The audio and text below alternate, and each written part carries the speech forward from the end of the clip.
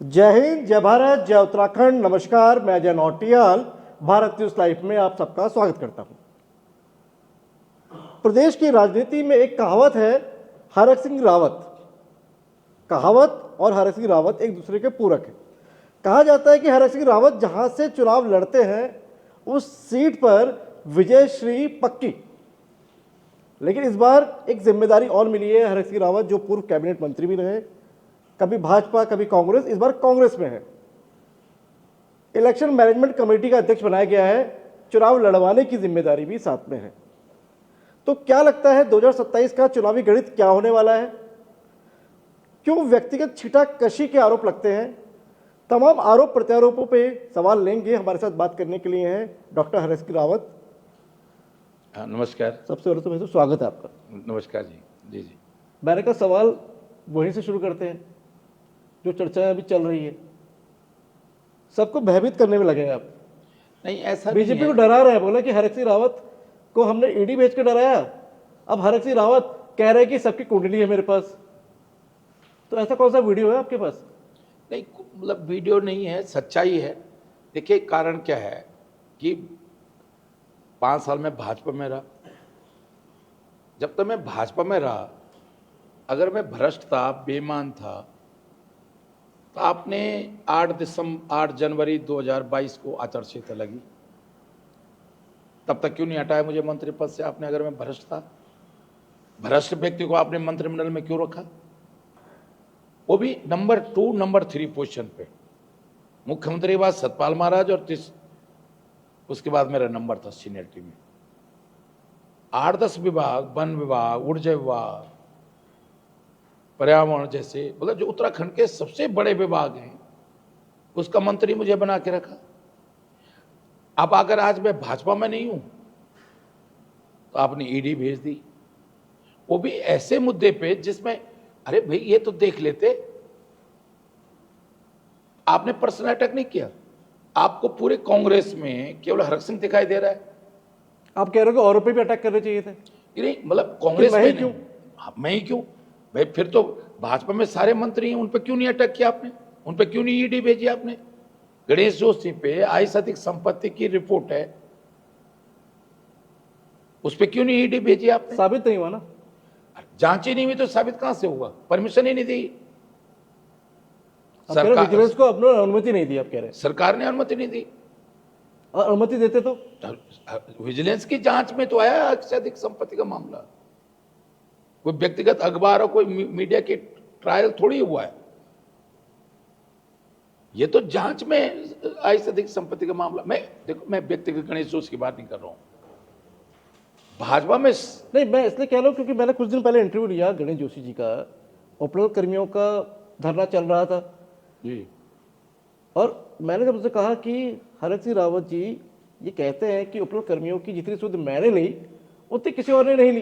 बिल्कुल सच है। लेकिन गणेश जोशी जी इस बात को नकारते हुए नजर आए। नहीं, कहते हैं कि वो तो मेरे दोस्त हैं, अब दोस्त पर मैं क्या ही बोलूं। नहीं, देखिए, मैं सैनिक कल्याण, देखिए आप गणेश जोशी क्या कह रहे हैं छोड़ दो, आप मैं क्या कह रहा हूं छोड़ दो। आप ईमानदारी से उपनल के कर्मचारियों से पूछ लो कि हरक सिंह रावत ने उपनल ही के कर्मचारी नहीं, प्रदेश के कर्मचारी, प्रदेश के शिक्षकों से पूछ लो। चाहे वो उत्तराखंड नहीं भी बना था, अंशकालिक टीचर्स की लड़ाई किसने मुद्दा तो मैंने झेला ना, दिवाकर भट्ट जी ने झेला मेरे साथ। वोट क्यों नहीं मिलते? किसको वोट क्यों नहीं मिलता? आप इतनी लड़ाइयां लड़ रहे हैं, लेकिन तो वोट क्यों नहीं मिलता? मेरे को एक चीज सुनो, 10 दिन में मैं रुद्रप्रयाग नहीं चुनाव जीता। नहीं, आप तो जीत जा रहे हैं। नहीं, लेकिन पार्टी सरकार है। लेकिन अरे मैं 2000 जब मैं लीडर पोजीशन था भाई, जब मेरे पे जिम्मेदारी थी तो हम जीते ना। 5 पार्लियामेंट सीटें जितवा के दिखाई मैंने 2005-9 में जी। 12 में अगर टिकटों में थोड़ा गड़बड़ नहीं होती तो 12 में मैं 40 एमएलए जीत के गड़बड़ नहीं होती क्या आशय? थोड़ा जनता को बता दीजिए। नहीं, कुछ टिकट ऐसी हुई कि जो तय हो गए थे, जैसे लाल कुआं से दुर्गापाल जी का टिकट हुआ, बाद में वो निर्दलीय दुर्गापाल, हाँ, बाद में निर्दलीय जीते तो उनका टिकट बदल आ गया। खटेमा से भुवन कापड़े का टिकट हो गया था। तो कुछ टिकटें बदले गए पार्टी में। उस समय परिस्थितियां बनती हैं। नहीं तो हम 40 सीटें जीतते 2012 में। तो आप मुझे बता दो, 5 पार्लियामेंट सीट कभी जीती कांग्रेस उत्तराखंड में?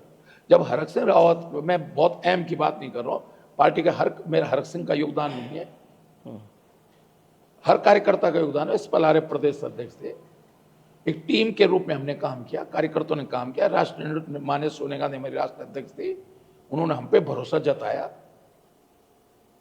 उनके भरोसे को हमने कायम रखा।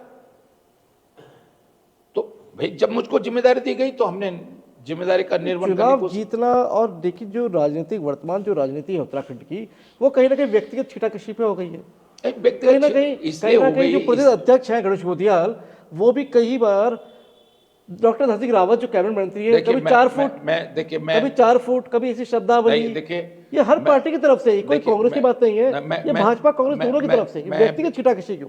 व्यक्तिगत छीटाकशी नहीं है, मेरे शब्दों को लोग व्यक्तिगत छीटाकशी लेते हैं। नहीं, बीजेपी वाले ले रहे हैं तो गलत ले रहे हैं ना वो, मैं तो तारीफ कर रहा हूं कि आप, अगर मैं हरक सिंह रावत ये कह रहा है कि मैंने कोदा झोरा जंदरा पीसा, और नौटियाल जी बोलते हैं कि राव जी हमने तो आपको जंदरा पीसते देखा था, एक उड़का उड़ते हुए देखा था, घास काटते गड़ो लाते हुए देखा था। आप कहते हैं बंद पीछे चलाते थे, तो क्यों तारीफ है? नहीं, ये तो एक पीछे से बैठा हुआ व्यक्ति, ये तो तारीफ है, बुराई कहाँ है? ये व्यक्तिगत टिप्पणी थोड़ी है, ये तो उपलब्धि है। आप विनोद चमोली पे भी हमला बोल देते हैं। तो ये उपलब्धि है भाई साहब। अब यही तो दुर्भाग्य है। हरक सिंह रावत अपने लिए बोलता है तब तो नहीं बोल रहा आपके हरक सिंह रावत जी आपने अपनी किड्स खुद ही क्यों कर दिया? मैंने कहा ना, मैंने इंटर में भाग के ट्रेन देखी, कोटद्वार भाग के गया मैं बिना घर बताए हुए हॉस्टल से, और तब ट्रेन में बैठा और मुझे पता नहीं था, पहली बार ट्रेन देखी मैंने कोटद्वार में, 11वीं में पढ़ता था जाऊं, तब लक्सर तक गया, लक्सर उतर गया, और कहाँ जाऊं? फिर वहां एक साइकिल स्टैंड था, वहां मैंने कहा मुझे नौकरी दे दो। फिर उन्होंने साइकिल स्टैंड वाले नौकरी लगाई। फिर एक रोडवेज का बस, वहीं एक रेस्टोरेंट था, रोडवेज का बस ड्राइवर मिल गया, वो मुझे हरिद्वार तक लिया है। फिर मैंने हरिद्वार के बस अड्डे पे मैं माने डॉक्टर रमेश पोखरियाल निशंक, तो निशंक जी भी उनके मार्क्स साहब पता नहीं वो, अरे मैंने तारीफ करी निशंक जी की, आप उनकी डिग्री ढूंढ रहे हैं, उनके परसेंटेज बता रहे हैं। इसलिए कि निशंक जी ने भी हरक सिंह रावत पे व्यक्तिगत हमला किया। क्या हमला किया? क्यों? उन्होंने मेरे कॉलेज सहसपुर की जमीन का शुरुआत तो उन्होंने करके, जो आज ईडी ने चार्जशीट लगाई है। तो अरे भाई, तो मैं तो कोटद्वार में निशंक ने जो जमीन आवंटन कराई थी, श्रीनगर में चौरास पुल जाने के लिए जो लीज पे जमीन आवंटन कराई थी, तो मेरे को भी तो सारा पता है ना। जब निशंक मुख्यमंत्री था तो मैंने निशंक जी को कह दिया था, मैं विपक्ष नेता था, मैं निशंक जी को कह दिया था निशंक जी व्यक्तिगत हमला मत करना। मैंने कहा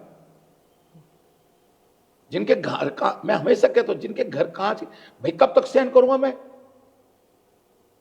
जैनी प्रकरण में भी तुम लोगों की साजिश, इन्होंने छोड़ा मुझको व्यक्तिगत रूप से, मेरा कितना मानसिक उत्पीड़न किया है इन लोगों ने। तो अब आप बदला ले रहे हैं उनसे? बदला नहीं ले रहा हूं मैं, अब तो मैं सच कर तारीफ कर रहा हूं मैं। तो अब आप कह रहे हैं उन्होंने आपको प्रताड़ित किया और आप उनकी तारीफ कर रहे हैं, ऐसा कैसे संभव है? तो तारीफ ही तो है भाई। ये अगर कोई 3rd डिवीजन में, हाई स्कूल 3rd डिवीजन में पास हो रहा हो और प्रदेश का, देश का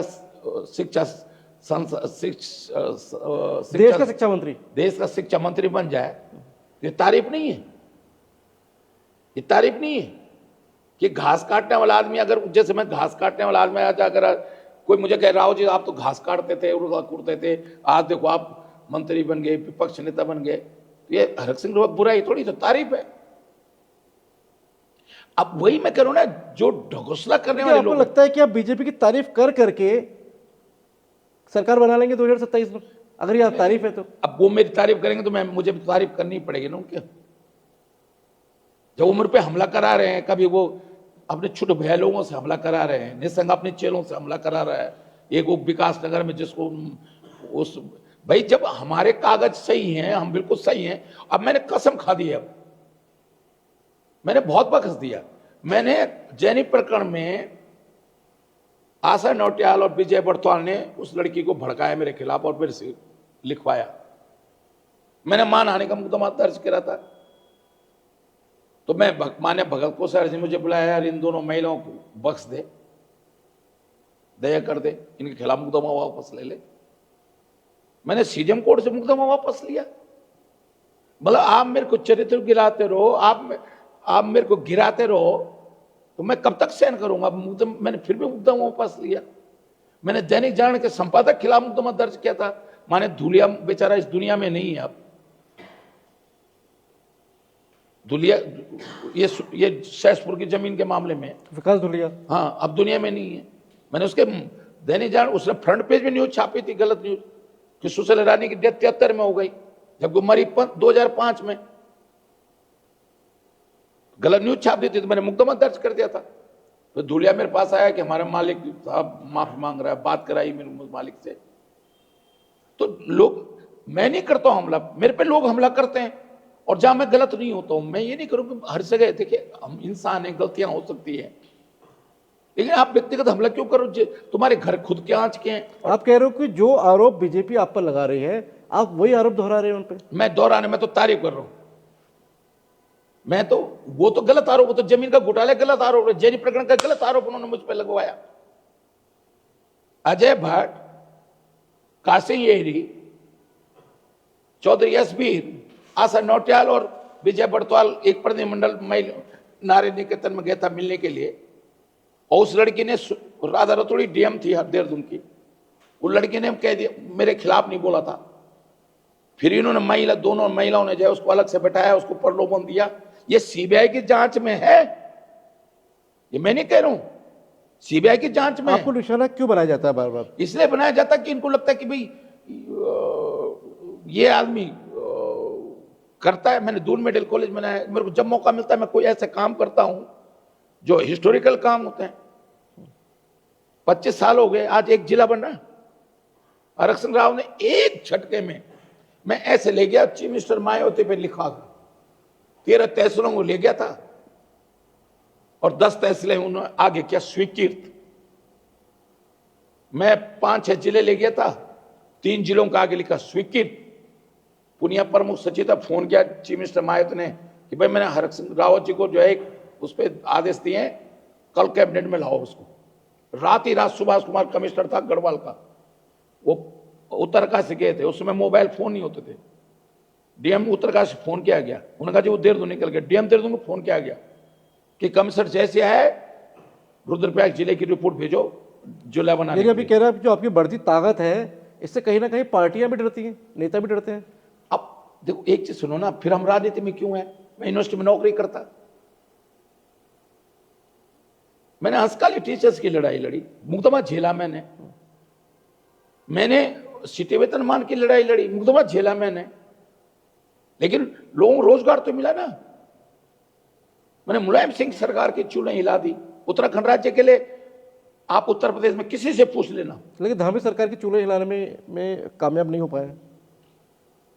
अब मुझे पार्टी ने अब तो मौका दिया है, तो देर कर दी पार्टी ने, अब दिया ना मौका, देर कर दी लगता है, थोड़ा जल्दी दे देते। कोई बात नहीं, दे रहा है, दुरुस्त है।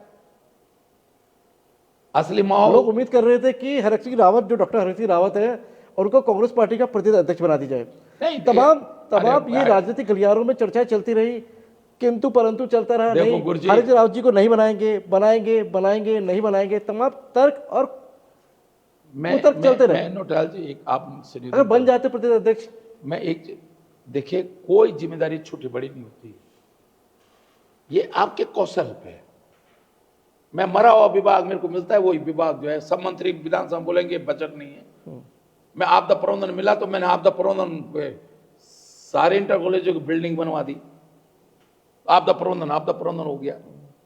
ऊर्जा विभाग के कर्मचारियों से पूछ लो, जो काम 40 साल में नहीं किया वो हरक सिंह ने 6 महीने में करा।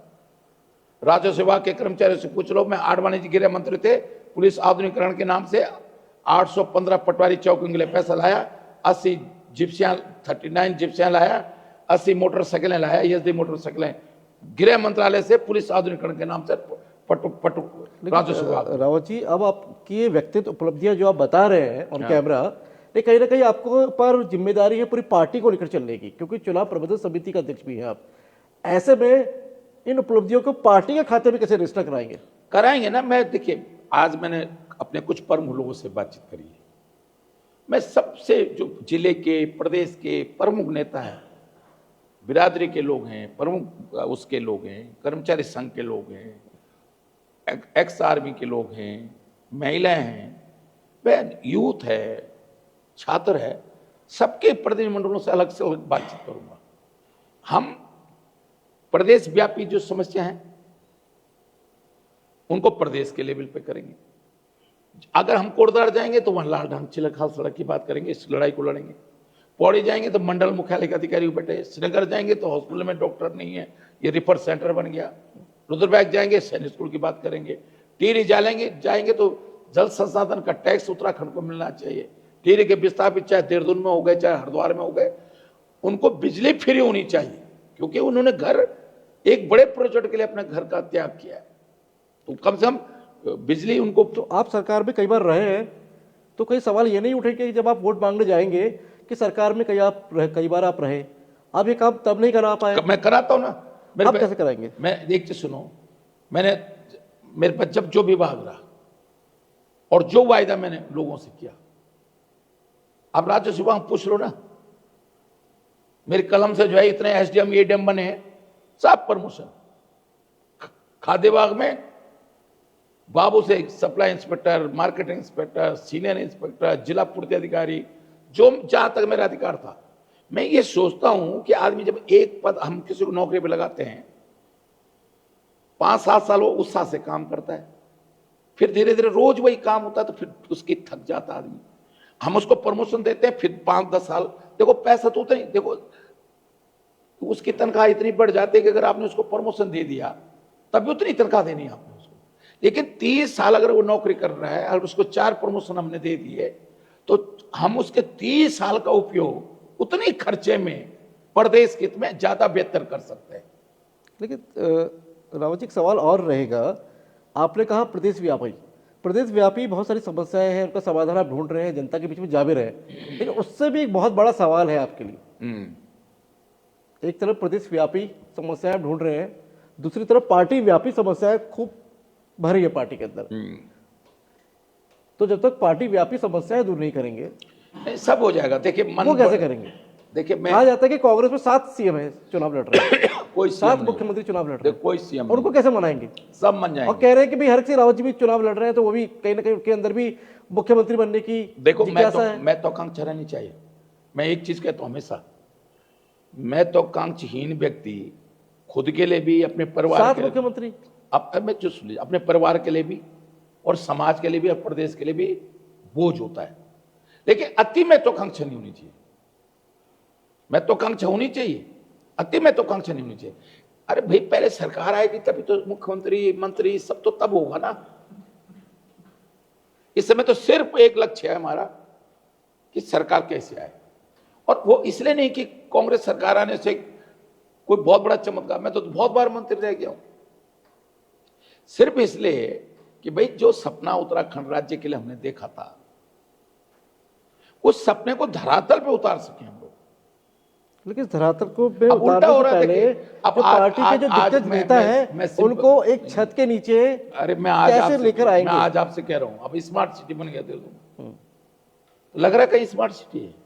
जब से स्मार्ट सिटी बना तब से आज ऐसा जाम लग रहा है, तो कोई तो प्लानिंग करनी पड़ेगी ना। नहीं, प्लानिंग तो करेंगे, लेकिन सवाल वही है, जो तमाम 6-7 जो अग्रिम पंक्ति के नेता है कांग्रेस में, जब तक उनको आप एक प्लेटफॉर्म पे नहीं लेकर आएंगे, देखिए तब तक तमाम क्योंकि एक समस्या देखते हैं रावत जी, दिल्ली में बैठक एक जनता का सवाल ले लेता हूं, और एक सवाल है, ये कहीं ना कहीं एक पत्रकारों के बीच में बड़ा सवाल रहता है कि कांग्रेस के जो प्रदर्शन होते हैं वो कांग्रेस के प्रदर्शन नहीं होते हैं, वो फलाने का प्रदर्शन हो जाता है। ऐसे में कांग्रेस कहीं ना कहीं एक बहुत बड़े मुद्दों की कमी नहीं है, लेकिन उन मुद्दों पर भी बटी नजर आती है। नहीं, लेकिन आप इधर परिवर्तन देखा होगा। तो एक आप मैं गोदयाल जी बने, मैं गोदयाल जी के साथ रहा, जबकि मेरा छोटा भाई है मेरे से राजनीति में। भाई 2002 में पहली बार राजनीति में आया, 2 बार का विधायक है।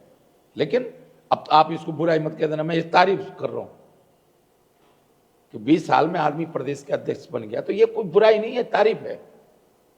अब कोई इसको बुराई में लेगा कि मैं राव जी ने कह दिया बहुत छोटा भाई है, 2 ही बार का विधायक है, या 2 बार के विधायक मुख्यमंत्री बन जा रहे हैं। हाँ, वही मैं करूं, धामी बना। तो मैं इसलिए कह रहा हूं कि लेकिन हम करण में रहता, मैं उसके जिंदाबाद नारे लगा देता हूँ। मैं गोदयाल के भी जिंदाबाद के नारे आप भी देखा होगा, आपने लगाए। मुझको कोई फर्क नहीं पड़ता। मेरा मकसद जो है, एक एम है, और वो भी इसलिए नहीं कि कांग्रेस की सरकार आनी चाहिए। तो क्यों आनी चाहिए कांग्रेस कर? भाजपा की क्या बुरी है? बुरी है ना। लोकतंत्र में जब तक दोनों पक्ष, सत्ता पक्ष और विपक्ष मजबूत नहीं होते हैं तो घमंड हो जाता है। लेकिन सवाल ये नहीं उठेगा कि 2016 में जब आप कांग्रेस छोड़कर भाजपा में गए देखो, तो भाजपा आपके लिए अच्छी हो जाती है। नहीं, अब आप भाजपा छोड़कर कांग्रेस में आए तो जनता तो सवाल पूछेगी ना। नहीं, जनता नहीं, इसलिए नहीं पूछेगी। क्यों? मैंने हमेशा जब पार्टियां छोड़ी हैं, पार्टी छोड़ी है अपने हित के लिए नहीं छोड़ी है। मैंने तो त्याग किया। मैं कांग्रेस में रहता तो मैं सीनियर मिनिस्टर था, 11 विभाग थे मेरे पास। मैंने 1 साल पहले मंत्री पद छोड़ा ना, अकेला मैं मंत्री था। वो जो 10 विधायक आए थे उसमें अकेला मंत्री मैं था। विजय बंगला तो हट चुके थे, तो मैंने तो त्याग किया ना। लेकिन कई बार मैं, देखिए, मैं दोहराना नहीं चाहता 2016 की बात को। मैं पार्टी, अपने हाईकमान से कोई नाराजी नहीं थी। आज मेरे हरीश भाई से भी कोई नाराजी नहीं है। एक कुछ चीजें ऐसी हुई, लेकिन उन्होंने कहीं ना कहीं उनका स्टेटमेंट भी आया कि भैया मुझे बूथ लेवल की ही जिम्मेदारी दे दीजिए। नहीं, कहीं ना कहीं ऐसी नाराजगी तो है ना, क्योंकि सवाल देखिए रहेगा रावत जी। नहीं, कहीं ना कहीं आपकी पार्टी में एक धड़ा वो है जो टिकट मांग रहा है, एक धड़ा युवा है जो चाहता है कि उसे चुनाव में मौका मिले, और एक धड़ा वो है जो रिटायरमेंट के कगार पर है। तो ऐसे में दोनों को साथ लेकर चलना, सामंजस्य करेंगे ना, सामंजस्य बनाएंगे। कैसे बनाएंगे? वो तो हमारे अंदर कला होनी चाहिए। कप्तान के अंदर, कप्तान जब टीम खेलती है तो ये कप्तान के अंदर क्वालिटी होनी चाहिए, कप्तानों के अंदर, जो भी कप्तान हो। लेकिन आप कप्तानों की बात कर रहे हैं, लेकिन जो डीजीपी रैंक के अधिकारी समझ रहे हैं अपने आप को, उनको जिले का कप्तान कैसे समझाएगा डीजीपी को? अब वो देखिए, सबको पता होता है।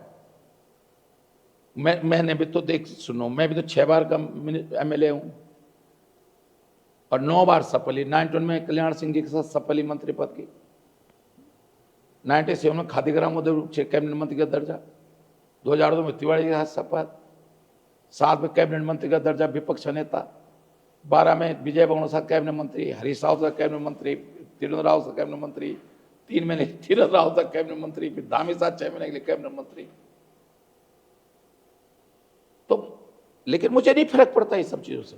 मैं जमीन से जुड़ के काम करना चाहता हूं। लेकिन जिनको फर्क पड़ता है उनको कैसे बनाएंगे? मान जाएंगे सब मेरे अंदर, मैं पैर पकड़ने की क्षमता है मेरे अंदर। ये आपने कहा पिछली बार जब मैंने आपका इंटरव्यू लिया, आपने कहा हरीश भाई के अगर पैर भी पढ़ने पड़े तो पैर भी पढ़ लूंगा। तो पकड़ तो लिया। हरीश रावत मान गए हैं क्या?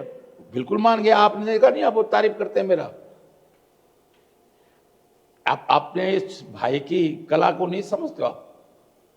नहीं माने होते तो अब उन्होंने पहले चतुर्भुज, क्या कहते थे, चतुर्भुज नेतृत्व तो कहते थे ना।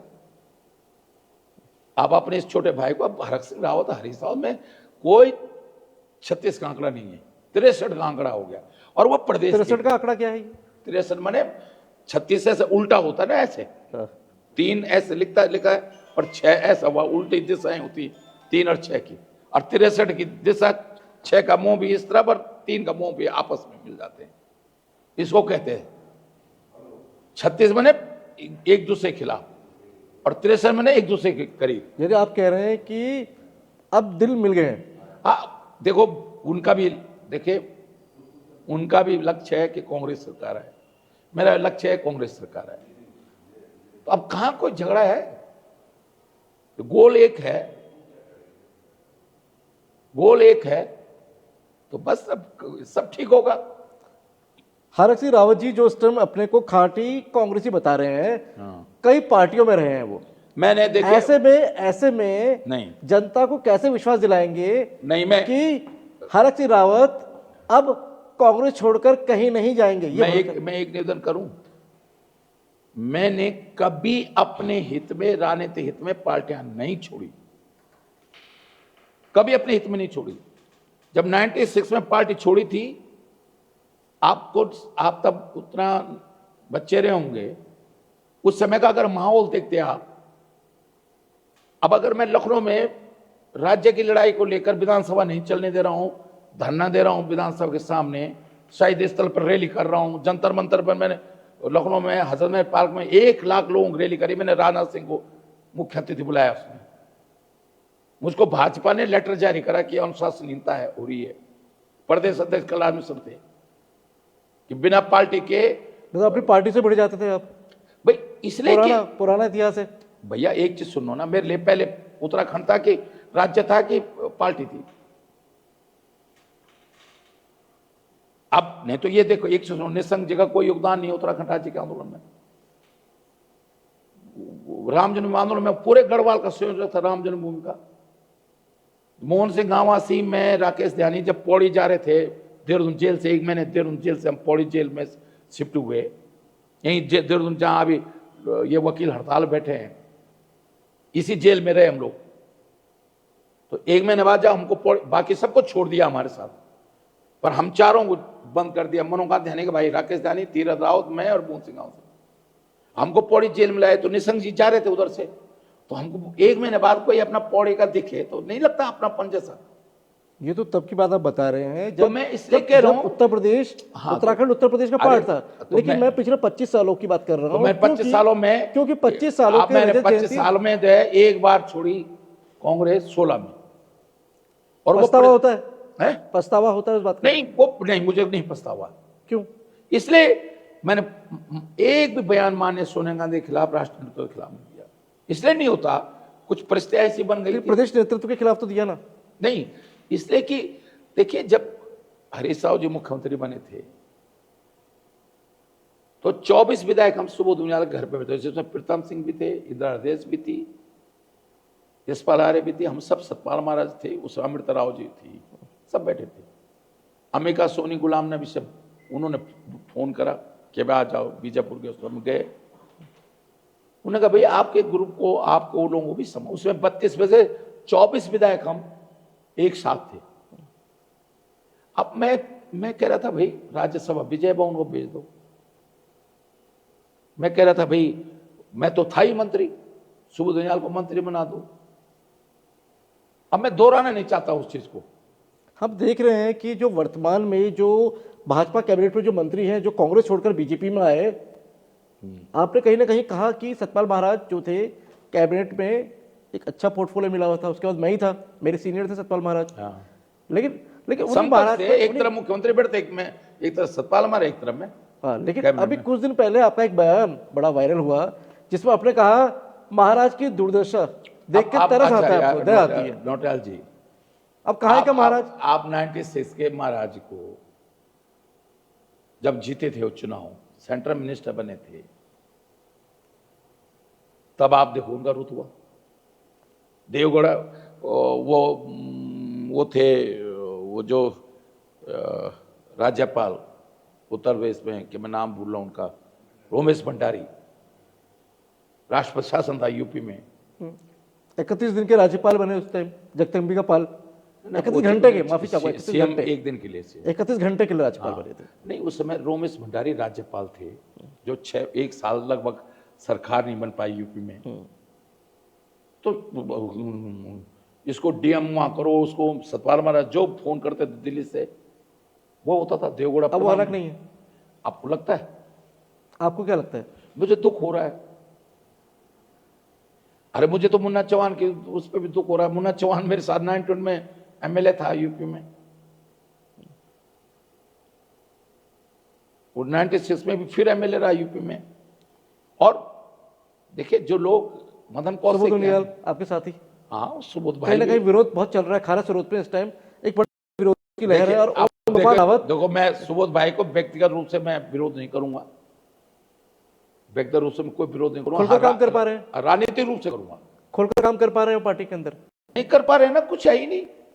क्या विभाग है पे बन दिया, पर हम नहीं। मेरे पास देखो, अब देखो सुन लो, देखो कल मेरे पे बन भी था, अब पर्यावरण के बिना बन है जीरो। अब धामी के पास है वो।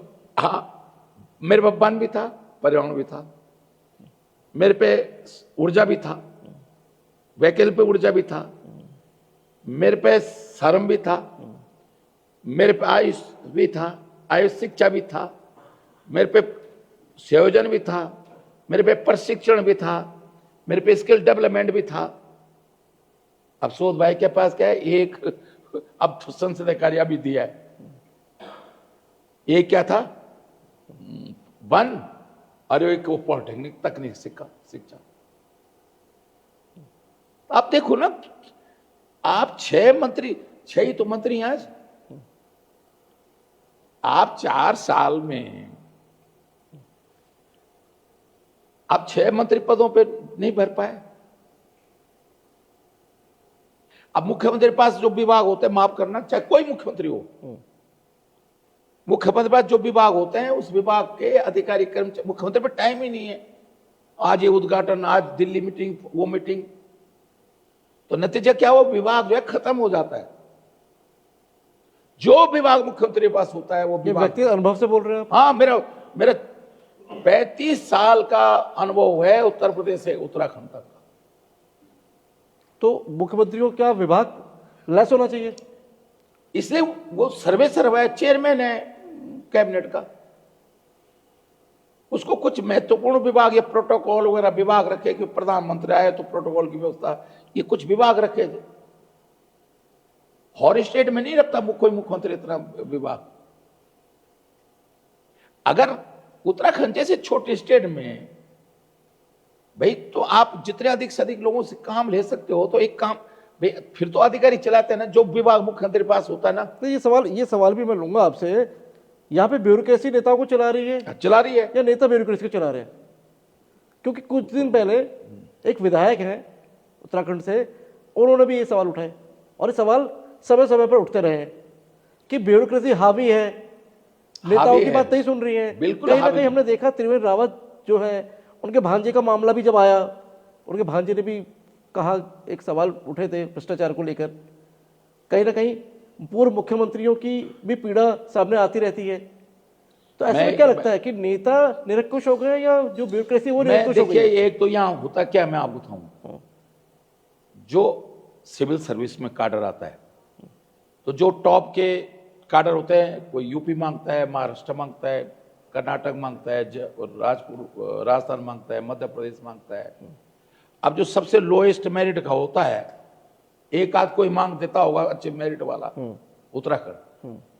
लेकिन जो सबसे लो मेरिट वाला होता है, जिसको कोई काडर नहीं मिलता, कह रहे कि हमारे उत्तराखंड को काबिल अधिकारी भी नहीं मिल पा रहे, मेरिट वाले नहीं मिलते हैं। ये तो आप देख लेना, आप एक जैसे होता है। नहीं, मंगलेश घिल्डियाल यहाँ से गए हैं, पीएमओ में सेवा दे रहे हैं, जैसे मैं आपको तमाम ऐसे अधिकारी हैं जो, अरे जैसे मैं उदाहरण दे रहा हूँ, प्रतीक जैन है, अरे जैसे मैं उदाहरण दे रहा हूँ, मैं जनरल बात बोल रहा हूँ मैं भाई।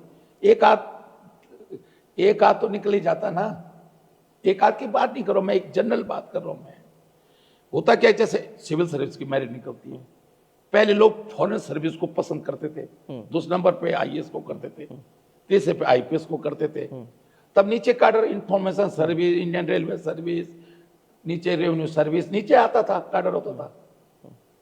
लेकिन अब फॉरेन सर्विस में लोग एडम सर्विस, आईएएस की पसंद करते हैं, काडर वाला। तो जो सबसे मेरिट में, अगर जब चॉइस लिखने के लिए कहा जाती है, जब आवेदन करते हो आप, तो चॉइस मांगते हैं, तो लोग नंबर 1 पे आईएएस, नंबर 2 पे आईपीएस, तीसरे पे आईएफएस, फॉरेन सर्विस, तब रेवेन्यू सर्विस, तब Indian information service, Indian railway service, तब ये नीचे काडर आता है।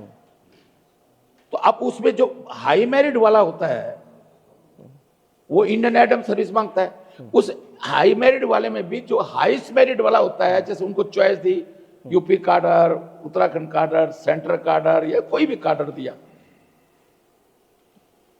तो ज्यादातर लोग जो है जैसे यूपी काडर मांगेंगे, महाराष्ट्र काडर मांगेंगे, राजस्थान काडर मांगेंगे, तो एक आध कोई होगा। इसका निरंकुश होने से क्या मतलब है कि अगर कहने का मतलब कम योग्यता वाले अधिकारी हैं वो, आप कह रहे हैं इसलिए निरंकुश हो जाते हैं? डाउन मेरिट वाले, एक मैं सब नहीं कह रहा हूं, एक दो, जैसे कई बार ऐसा होता है कि किसी को पुलिस की नौकरी पसंद है, मेरिट में वो आईएएस भी।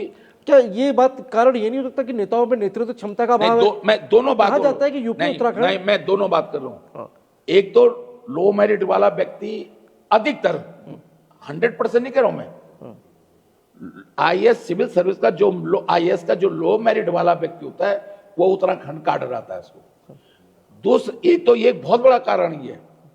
दूसरा कारण है कि हमारे यहाँ जब अनुभवहीन लोगों को मौका मिलता है, नेतृत्व क्षमता का भी अभाव है कहीं ना कहीं। हाँ, वो होता है। अब मैं यूपी की राजनीति देखिए, आपने खुद मुझसे कहा कि जो पार्षद का टिकट से नहीं मिलता वहां पे वो विधायक बन गए हैं, तो वो आ जिसे ना। विधायक का टिकट नहीं मिलता वो मंत्री बन गए यहाँ पे। अब एक चीज सुनो, जब मैं पहली बार 91 में मंत्री बना तो मुझे, अब मैं यूनिवर्सिटी की राजनीति से आया, मुझे खुद नहीं पता था कि क्या होता है ग्राम विकास, क्या हुआ क्या नहीं होता, हाँ। तो मुझे भी समझने में टाइम लगा ना। मैंने धक्के खाए, हमने बहुत दिक्कतें हुई हमको। तो मैं इसलिए कह रहा हूं कि अगर एकदम अगर आप में मंत्री की क्षमता ही नहीं है और एकदम आप मंत्री बन गए तो आप समझे, देखिए जब आप मंत्री बनते वर्तमान कैबिनेट में कैसा आपको दिखाई देता है कोई? कुछ नहीं, जीरो है। आप लगता है मुझे, तो मैं रहा हूं ना, ये ज्यादातर मेरे साथ भी रहे ना ये लोग। तमाम हम तो बताया जाता है सब दिग्गज हैं। क्या करना उन दिग्गजों का? एक आध में व्यक्तिगत टिप्पणी नहीं कर रहा हूं, लेकिन अगर मुझे मेरिट देनी हो, अब तक 2002 अंतरिम सरकार, नित्यानंद सरकार के सरकारों को जोड़ देता हूं मैं, 5 ये और एक अंतरिम सरकार, 6 सरकार, तो सबसे खराब मंत्रिमंडल अगर कोई होगा तो वो ये वाला मंत्रिमंडल। सबसे अच्छा मंत्रिमंडल कौन सा होगा? न तिवारी जी का वाला। सबसे बेहतर मुख्यमंत्री? तिवारी। सबसे बेकार मुख्यमंत्री? अब मत बुलवाओ मुझसे। अगर आप बोल रहे तो डरेंगे तो फिर आप शेरे गढ़वाल तो नहीं कहलाएंगे। नहीं, अब मेरे से जबरदस्त, फिर वो क्या हो रहा है, लोग कह रहे राव जी व्यक्तिगत। नहीं, बेकार तो तारीफ है ना आपके मुंह से। नहीं, तारीफ संशोधन करेगा वो तो मैंने तारीफ तब बोला कि भाई निशंक 3rd डिवीजन में पास हुआ और आज देश का शिक्षा मंत्री बना, तो ये उसकी तारीफ है। तो सबसे अच्छा आपने मुख्यमंत्री बना दिया, सबसे कम। अब आप ही देख लो ना, जब मैंने बोल दिया कि धामी से बहुत उम्मीदें थी लोगों कि कम उम्र में बन गया। आपको थी उम्मीद? हाँ, मुझे तो पहले बहुत अच्छा लगता था। पहले मैं सोचा यार ये लड़का है, कुछ अच्छा करेगा। अच्छा कर तो रहा है। मैं निशंक से भी उम्मीद थी, मैं बताऊं, उनसे भी जब मैं विपक्ष नेता था, वो मुख्यमंत्री बना, और पहला जब उसका भाषण होना था विधानसभा में, तो मैंने उसका भाषण होने दिया। वह ये कि मैं मेरे घर पे आया निशंक, आमने सामने घर थे उस समय, यमुना कॉलोनी में मेरे ऑटो था, उसके मेरे सामने था। तो मुख्यमंत्री बनने के बाद मेरे घर पे आया रात को, तो मैंने कहा निशंक मैंने तो कोई अच्छे कर्म नहीं किए। मैंने ऐसे ही कहा, देखो मैं तो अपने को भी जोड़ता हूं उसमें, मैंने, लेकिन हमारे पूर्वजों ने कोई अच्छे कर्म किए होंगे कि भाई तुम और मैं आज 1980 से साथ रहे हैं, तुमको 91 में टिकट मैंने पहल करी तुमको टिकट देने की। कोई अच्छे कर्म किए होंगे हमारे पूर्वजों ने कि तुम आज मुख्यमंत्री, मैं विपक्ष नेता हूं।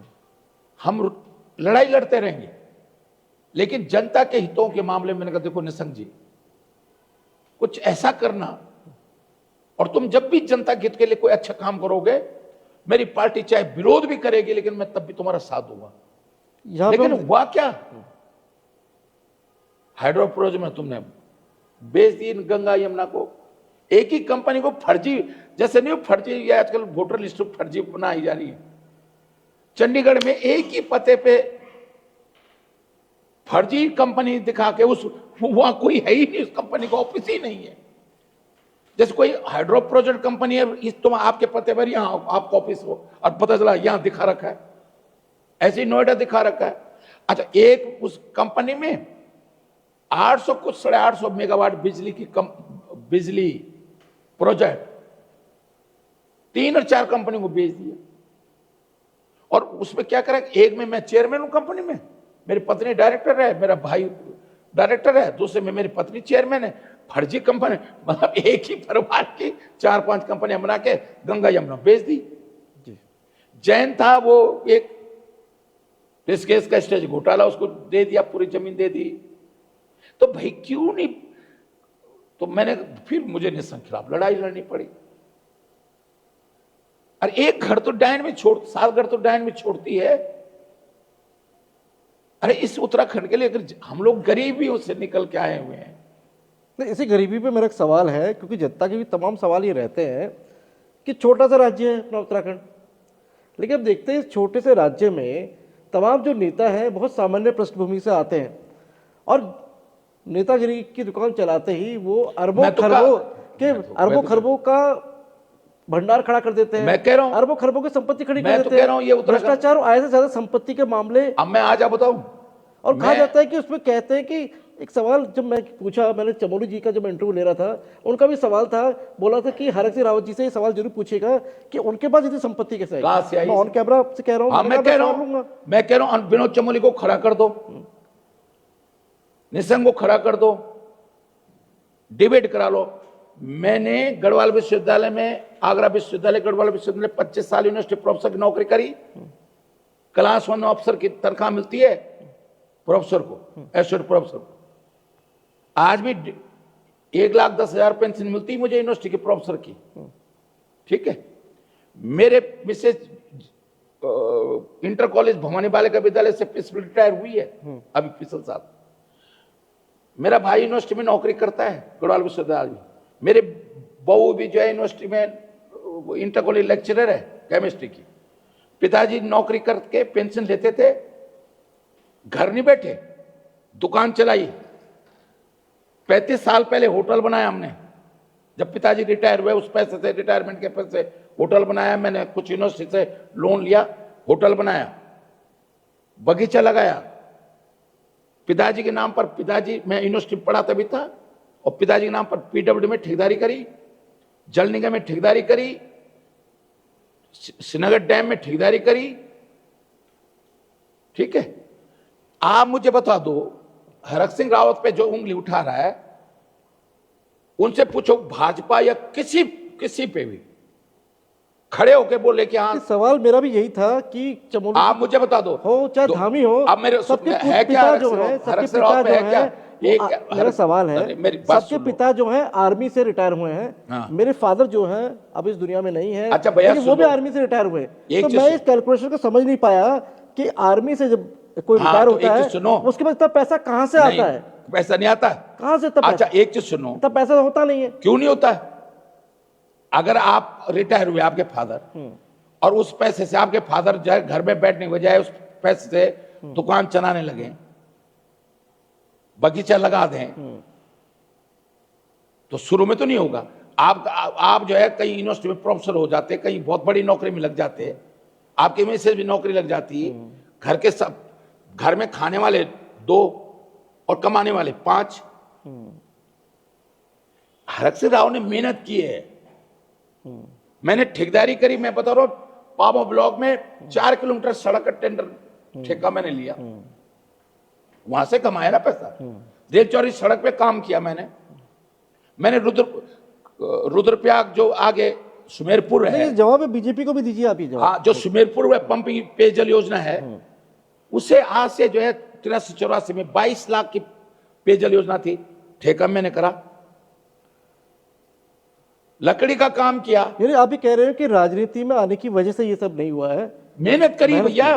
एक चीज सुनो, मेरे पिताजी मेरे एक गांव के चाचा जी मेरे फादर के साथ बाद से 10 साल बाद रिटायर हुए चाचा थे, और आज से 15 साल पहले मर गए। मेरे पिताजी अभी डेथ हुई। बिल्कुल। उन्होंने कहा मैं पेंशन खा रहा हूं, क्यों नौकरी, क्यों दुकान चलाऊंगा। मैंने पिताजी को कहा, पिताजी अगर आप घर में बैठ जाओगे, पैसे की जरूरत नहीं है हमको, मैं नौकरी पे आ गया हूं, यूनिवर्सिटी नौकरी पे आ गया हूं, मैं अच्छी नौकरी में आ गया हूं, तो हमें पैसे की जरूरत नहीं है, लेकिन आपका स्वास्थ्य अच्छा रहे इसके लिए आप काम कर लो। और उसे आमदनी भी होती थी पिताजी का। तो तमाम जो नेता हैं जो यहाँ पे, जिन पे औरों पे भी आरोप लगते हैं, अरबों खरबों की संपत्ति, लेकिन जनता, लेकिन उनसे क्या कहेंगे? क्या उन्होंने मेहनत करी? देखिए, पैसा कमाना बुरी चीज नहीं है। एक आदमी खड़ा होकर कह दे कि हरक सिंह रावत किसी नौकरी में, जनता के सवाल, पैसा कमाना बुरी बात नहीं है, लेकिन जो जनता अगर मेहनत करो ना, जो जनता नेताओं को नेता बनाती है, वो जनता कहीं ना कहीं सवाल पूछती है कि जो वो नेता हैं, जो जनता की लड़ाई लड़ रहे हैं, वो लड़ाई लड़ते लड़ते इतने मालामाल बन जाते हैं। नहीं, मालामाल नहीं, देखो दो चीज है, एक नंबर 2 के गलत तरीके से पैसा कमाना, और एक दिमाग से और मेहनत से पैसा कमाना। मैं तो कह रहा हूं, मैं बहुत गरीब था, सिपाही का लड़का हूं, लेकिन हमने मेहनत करी, पढ़ाई करी। मैं गढ़वाल विश्वविद्यालय ग्रेजुएशन का टॉपर हूं, ग्रेजुएशन में 82 का टॉपर हूं। महामहिम राज्यपाल उत्तर प्रदेश ने स्वर्ण पदक से वो दिया मेरे को। रोहिलखंड विश्वविद्यालय बरेली का टॉपर हूं। हायर एजुकेशन कमीशन से नियुक्ति हुई मेरी आगरा विश्वविद्यालय के कॉलेज शिकोबाद में। तो अगर एक चीज सुनो, हम मेहनत, एक किसी गरीब का लड़का, क्या अब्दुल कलाम जो है देश के राष्ट्रपति बने, कोई उनसे तमाम नेताओं को क्या कहना चाहेंगे जो नेता? देखिए, मैं सिर्फ ये कह रहा हूं कि आप माने कोई नौकरी के लिए आप पे आया, ट्रांसफर के लिए आप पे आया। एक बार मैं आपको उदाहरण दे रहा हूं, मैं खाद्य मंत्री था, मैं नाम नहीं लूंगा उस सेक्रेटरी का, वो मेरे पर लाया प्रमोशन की फाइल डीएसओ की, मैंने अप्रूव किया। उन्हें धीरे से मुझसे कहा, सर इनसे कुछ बोलना है। मैंने क्या मतलब, मैंने सुन तो लिया था, मैंने क्या मतलब, कह रहे आपके खर्चे हैं सर, ये है डीएसओ के जिला पूर्ति अधिकारी का पद बड़ा महत्वपूर्ण पद होता है। केवल उस समय परमानेंट 2 ही डीएसओ थे, बाकी 11 डीएसओ सीनियर सप्लाई इंस्पेक्टर से प्रमोशन होना था, चार्ज देना था। कह रहे साहब के बहुत खर्चे हैं, ये है, लोग इतने आते जाते हैं। मैंने कहा सुन लो, मैं उस अधिकारी का नाम नहीं ले रहा हूं। मैंने कहा हरक सिंह अपॉइंटमेंट में, ट्रांसफर में और प्रमोशन में किसी से रुपया नहीं लेता है। मैंने कहा मैं किसी को जो है, जो अगर हमने उससे रुपया ले ले तो उसके दिमाग में क्या, जब पोस्टिंग होगी या प्रमोशन होगा या अपॉइंटमेंट होगा, तो उसके दिमाग में रहेगा जो हरक सिंह के बच्चों के लिए बेईमानी कर रहा है, तो वो अपने आप नहीं बेईमानी करेगा। तो मैंने कहा मैं जन्म से किसी को बेईमान राव जी, हम ये क्यों ना माने कि तमाम जो नेता है, क्योंकि पत्रकारों के लिए बड़ी परीक्षा की घड़ी होती है जब हम खबर कवर करते हैं, हम बीजेपी को कवर करते हैं, कांग्रेस को कवर करते हैं, तो अब ये क्यों ना माने कि जो गणेश जोशी है, ये तमाम जो नेता हैं भाजपा के, तमाम मंत्री हैं, उन्होंने भी जो बनाया है अपनी मेहनत से ही मुकाम हासिल किया है। रास्ता बता देना, नौकरी करी, ठेकेदारी करी। मैंने सुमेर पर पेयजल योजना की बात करी, और आप विश्वास करोगे नहीं करोगे, फीटर उस समय जो कसने वाला फीटर होता था वो 250 रुपये लेता था मजदूरी उस समय, जब मैंने वो पेयजल योजना का काम किया। तो जहां सीधी लाइन बिछानी होती थी 4 किलोमीटर सुमेरपुर ऊपर गाड़ से नीचे लाया मैं पहाड़ से, तो मैंने पूरी लाइन खुद ही बिछाई, मजदूर और खुद बिछाई। और सिर्फ 2 दिन के लिए मैं, जहां कहीं मोड़ थे, जहां सीधी थोड़ा मोड़ थे नहीं, 2 दिन के लिए मैंने फीटर किया, तो पैसा बचा है ना। जब मैं लकड़ी का काम किया, मैंने जंगल से चीड़ की लकड़ी का, मुझे आज भी याद है, 20 रुपए का तख्ता और 20 रुपए कड़ी बेचता था श्रीनगर में जैन साहब के यहां, तो 6 रुपए आर का सी लेता था चीरने का, 6 रुपये जो है ढुलान काम आपने खुद किए? हाँ, 6 रुपए मजदूर ढुलान करने का लेता था, और 6 रुपए मुझे 18 रुपए का बेचता था, 6 रुपए मुझे बच जाता था।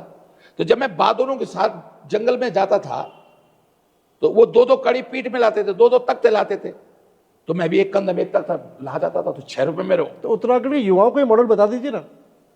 तो मैं मेहनत करूं ना, मैंने तो हल भी लगाया, मैंने प्याज भी बेचा है। एक शेरा था हमारा, बंजर पड़ा हुआ था, मैंने माँ जी से कहा नहीं, इस शेरों को बोएंगे, और हमने प्याज पैदा करा। फिर प्याज इतना प्याज पी गया, प्याज पूरे खिरसू ब्लॉक के लोग, प्याज फेमस हमारे गेड़ गांव का प्याज।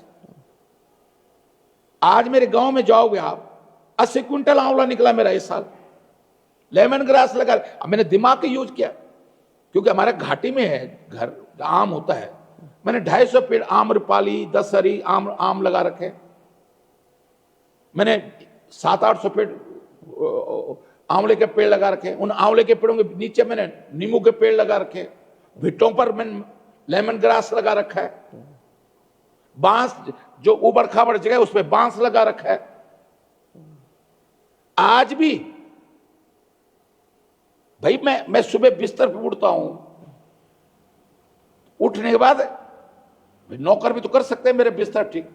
मैं होटल में भी जाऊंगा, चाहे मुझे छोड़ना हो, तो मैं सबसे पहले अपने बिस्तर चादर ठीक करूंगा। सीखना चाहिए, मुझे लगता है जो आप बात बता रहे हैं, हाँ, ये कहीं ना कहीं सीखने लायक बातें हैं। मैं अपना बिस्तर सबसे पहले उठते ही अपना बिस्तर चादर ठीक करूंगा, फिर रजाई या उसको फोल्ड करूंगा, क्योंकि माना 2 घंटे में ये कहीं ना कहीं डिसिप्लिन अब आम जिंदगी में मैं आज भी ये कपड़े ना सुबह खुद प्रेस करता हूं मैं अपने कपड़े। क्या बात है। अब धोबी क्या से ड्राई क्लीनर्स क्या कपड़े आते कुर्ता पजामा, हाँ, तो फोल्ड हो जाते हैं, स्विच पड़ जाते हैं। हाँ। तो रोज मुझे अब सुबह जो है चलने से पहले, आज भी मैंने इस पैंट कमीज पे जो है, क्या लगता है यही बातें हरक सिंह रावत को अपने कार्यकर्ताओं के बीच खास बनाती है? हाँ मैं तो मेरे को देखो सुनो, भिंडी बनाना, मेरी हाथ की भिंडी खा लेना गुरु। आपको क्या भिंडी बनाई इसने? हरी हरी सब्जी खा लोगे। कब आए भिंडी की सब्जी खा ले? और कभी भी आ जाओ, मैं बनाऊंगा, आपको खिलाऊंगा। मेरे को आज नॉनवेज भी सब कुछ आता, मैंने छोड़ दिया नॉनवेज। मैं थोड़ा फिलोसफर टाइप का आदमी हूँ। मैंने ईद पे जो है आइस बेटे के पास वो बकरे देखे और वो पत्ते खिला रहे थे। मैंने कहा इन बकरों को क्या पता कि बेचारा तुम बेच देगा, ये जो तुम्हें पत्ते खिला रहा है कल तुम मारे जाओगे। फिर मैंने वो दुबई का वो अल्लाह अकबर और यूं घोंप रहे, मैंने वो उसमें मोबाइल पे देख, मैंने उस दिन से नॉनवेज छोड़ दिया। हरक जी, अब मैं प्रदेश व्यापी सवालों पे आ जाता हूँ। गैरसैंण एक लंबी लड़ाई लड़ रही है, लेकिन गैरसैंण में दो फाड़ है पार्टी के बीच में। नहीं देखिए, हरीश रावत कहते हैं कि गैरसैंण को राजधानी बनाऊंगे अगर हमारी सरकार आती है। वहीं आप ही के पार्टी के एक विधायक है तिलकराज बहड़, वो कहते हैं कि भाई देहरादून में राजधानी बनाओ। अब ऐसे में तीसरा धड़ा वो 2027 में इसको बड़ा मुद्दा बना रहा है कि भाई हमारी सरकार आई तो हम गैरसैंण को राजधानी बनाएंगे। कौन सा धड़ा बना रहा है? आपका तर्क क्या कहता है? मैं आज आपको बता रहा हूं, माने देवाकर भट्ट जी आज इस बीच हमारी इस दुनिया में नहीं, कासिंग आज है, तिवाड़ी द्वारहाट से विधायक था वो है, गोपाल आज हमारे साथ है, सब विधायक थे, भाजपा के साथ सरकार में सहयोगी थे, देवाकर भट्ट मंत्री था। बना गैरसैंण, उसी धड़े की बात करो ना आप भी, बना गैरसैंण राजधानी। अब आपसे उम्मीद है? और देखिए मैं आज बता रहा हूं, मैंने गैरसैंण में और चिरबेटा में कृषि मंत्री रहते हुए कृषि महाविद्यालय खोला, चिरबेटा भी खोला। मुझे सवाल सिंपल सा है, अब मैं जो आपको हम लब्बो लुआब से ऊपर बढ़ते हैं। अगर कांग्रेस की सरकार आती है 2027 में तो क्या गैरसैंण स्थायी राजधानी बनेगी? मैं एक चीज बता दूं, नारा देना ये इसी बात के लिए तो हरक सिंह रावत पहचानता है। नारा तो दे दो, नहीं बनेगी इसका मतलब?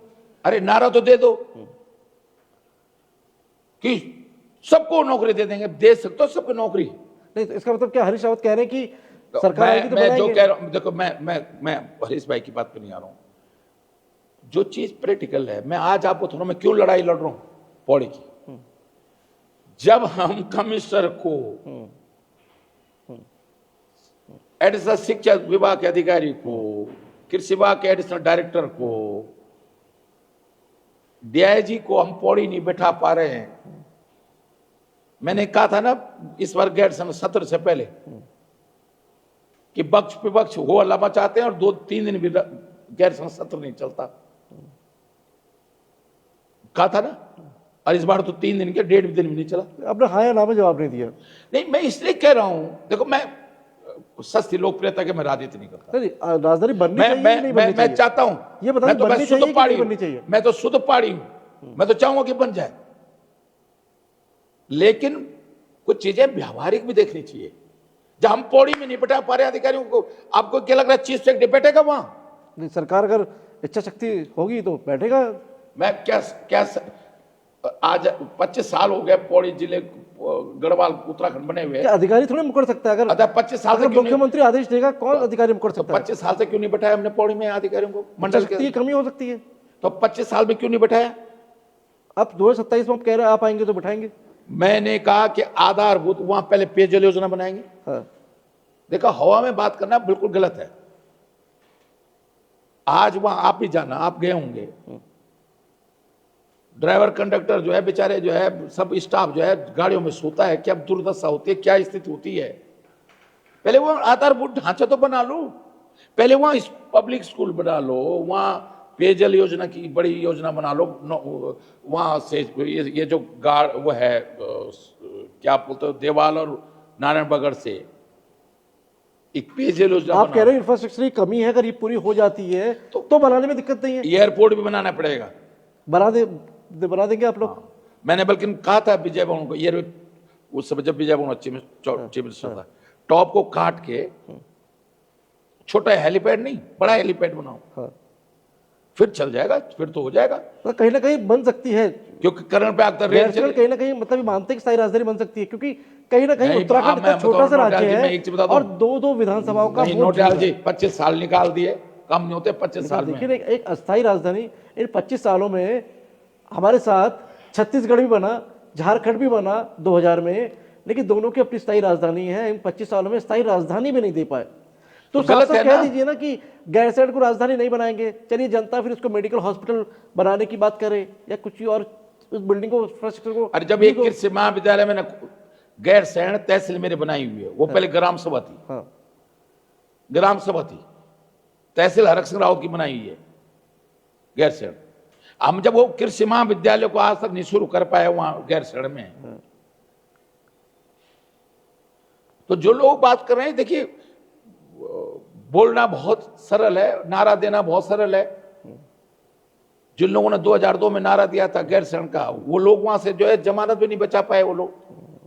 रावत जी, मैं खाली वन लाइनर क्वेश्चन लूंगा और उम्मीद करूंगा छोटे आंसर, बहुत लंबे घुमाने वाला क्वेश्चन मत करना भैया। नेताओं के सवाल जो होते हैं, जनता बड़ी उलझ जाती है। 2027 सामने है, जनता को समझ आना चाहिए।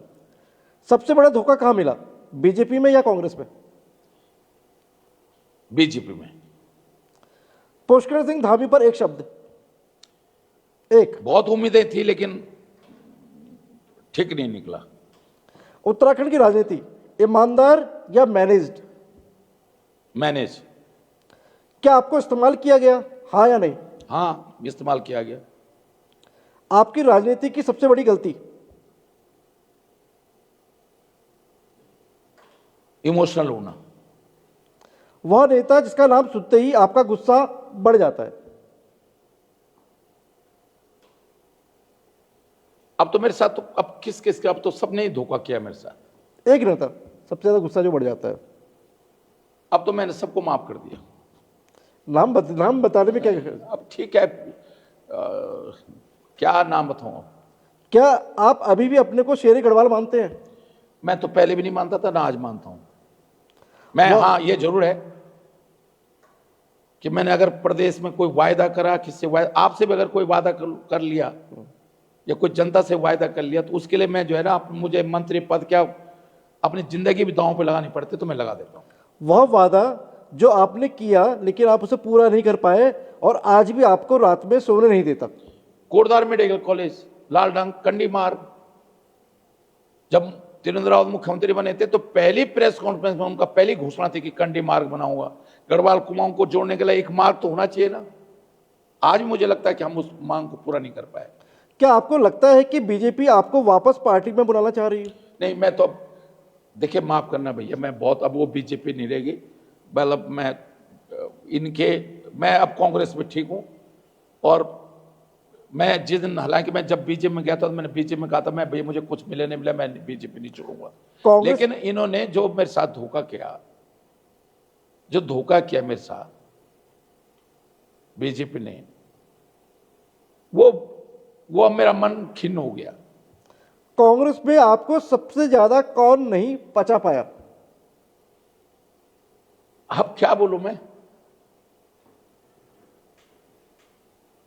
अब 2012 मेरे चीफ मिनिस्टर फाइनल हो गया था। मुझे आनंद शर्मा स्कीम कमेटी के चेयरमैन थे।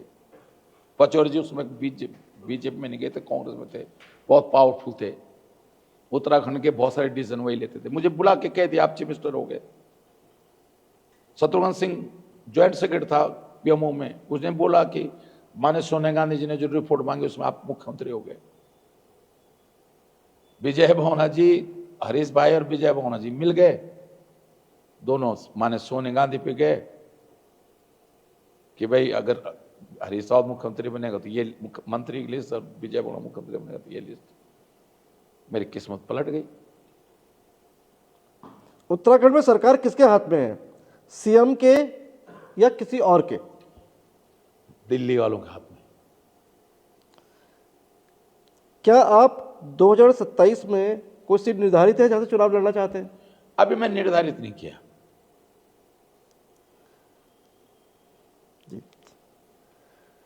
ये थे हमारे साथ डॉक्टर हरेंद्र सिंह रावत, जो अपनी बेबाकी के लिए जाने जाते हैं। तमाम वो सवाल भी लिए, कुछ चुपते हुए सवाल भी, जिनके जवाब बड़ी सादगी से दिए। लेकिन 2027 की राह इतनी आसान भी नहीं है, क्योंकि बहुत बड़े चैलेंजेस हैं पार्टी के अंदर और पार्टी से बाहर। अब दोनों को कैसे साथ लेकर चलेंगे डॉक्टर हरक सिंह रावत, यही इनकी सबसे बड़ी अग्नि परीक्षा भी होगी। अगर इस अग्नि परीक्षा को कहीं ना कहीं साधने में कामयाब हो जाते हैं तो कहीं ना कहीं 2027 में बीजेपी के लिए एक बड़ा चैलेंज होगा कांग्रेस। मैं भारत न्यूज़ लाइव के लिए कैमरा सहयोगी शिववर्धन सिंह के साथ अजय नौटियाल। नमस्कार।